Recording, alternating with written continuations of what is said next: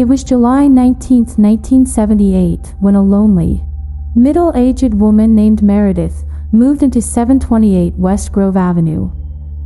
Meredith had just lost her husband to cancer, a kind man to whom she had been married to for 27 years. Meredith had no children. Her only remaining family was a sister, who lived in St. Petersburg, Florida, more than 1,000 miles away from the lonely old house in Pittsburgh, Pennsylvania. So Meredith was all alone, a broken woman, in her new, very old house. The only company she had on the first day of her new life was her young neighbor, Mrs. Anders, and her 2 children, a 5-year-old boy named Carter and his 8-year-old sister, Jenna. They had decided to welcome her to the neighborhood with some fresh-baked cookies. Meredith didn't have the heart to tell Mrs. Anders that she had diabetes. It was only after Meredith began unpacking her collection of porcelain dolls that she began to notice some strange happenings within the shabby old house. Back aching, she noticed that a couple of her dolls had been turned around.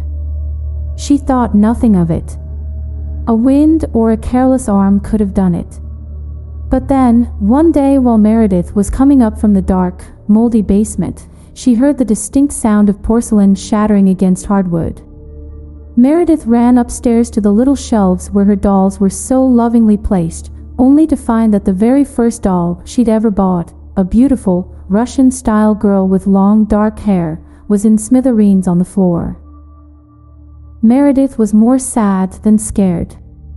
She swept up the remains of the shattered little doll, and not being able to throw it away, put the scraps in a cardboard box and pushed it deep into the darkest, loneliest corner of her bedroom closet. Meredith had heard rumors of strange phenomenon in the house. The older man she'd bought the house from had told her to be careful. Told her that the house could have some strange effects on the mind.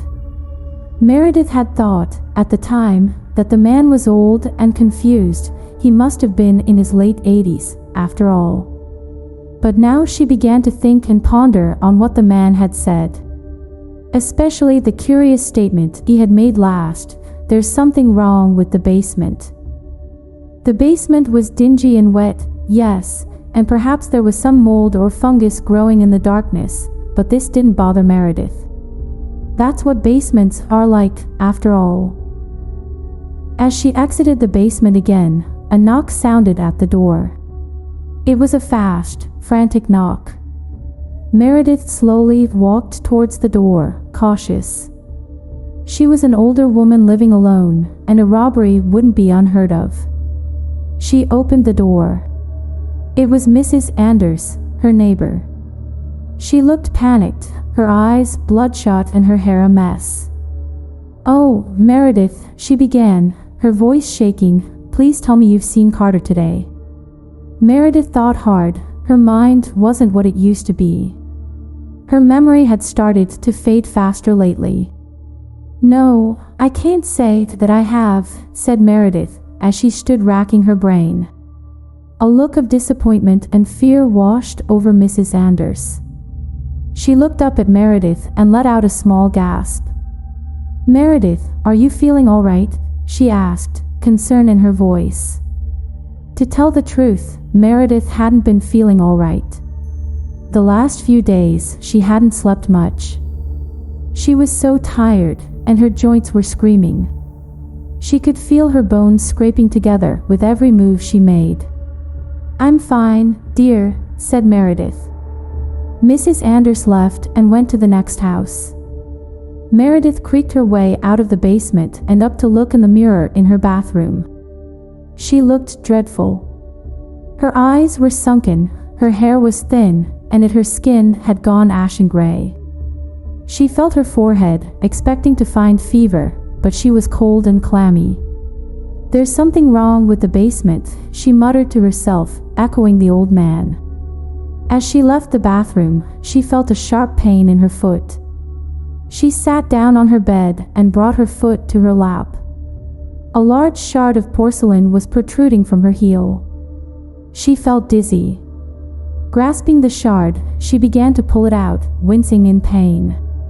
The shard drew cleanly from her heel, and a small trickle of blood followed it. As she came up from the basement, the front door rattled in its frame from a loud, frantic pounding she had never heard before. She made her way to the door, her back brittle, her joints corroded and stiff. It was Mrs. Anders again. "Meredith," she shouted. Her previous patience and kindness had completely evaporated. "I know you've done something with her, you witch." Her hair was stringy, her eyes sunken. She hadn't slept in days. "Where is Jenna?" "I know you know where she is." Meredith remained calm, almost absent, with these screams of anguish. "Please calm down, dear. Come in and I'll make you some tea." "I don't want tea," shouted Mrs. Anders, tears running down her face. "I want to know what you've done with my children." Meredith looked puzzled. She leaned in close to Mrs. Anders. Her putrid breath smelled of metal. In a harsh whisper, she uttered, "There's something wrong with the basement." Mrs. Anders shoved past Meredith, knocking her to the floor. Mrs. Anders stormed through the decaying, decrepit house, or what used to be a house. Dust and mold was abundant. It stunk like a rotting animal. Mrs. Anders approached the threshold of the basement. She opened the thin door, separating the house from the rotting underbelly that was the basement. She stood, staring down into the abyss, her legs shaking and her stomach turning. She already knew what she would find in the moldy darkness. Just as Mrs. Anders' foot touched down on the first step, she felt a sharp push from behind. She tumbled down the stairs, bashing her head on the banister several times. Her head hit the wet concrete floor before she came to rest at the bottom. She held her hand up in front of her eyes and recognized blood in the dim light. Blood that wasn't hers. At the top of the stairs, she recognized the silhouette of Meredith. Speaking with the voices of 20 at once, she solemnly said, "Mors tua, vita mea," and shut the door. As Meredith walked up the stairs to her bedroom, her dolls, broken, battered, and dusty, littered the hallways. Her bedroom was close. She was so tired. She did what it had asked. She was sure she'd done what it had asked, but she couldn't seem to remember it, not anymore. Maybe now it would grant her the peace of death. Maybe it would release her husband so they could be together, after. As Meredith lay in her bed, she felt a sharp pain in her chest. She smiled as her vision faded. "There's something wrong with the basement," she muttered as she slowly and calmly faded away, her heart beating more erratically until it finally stopped, and she was free.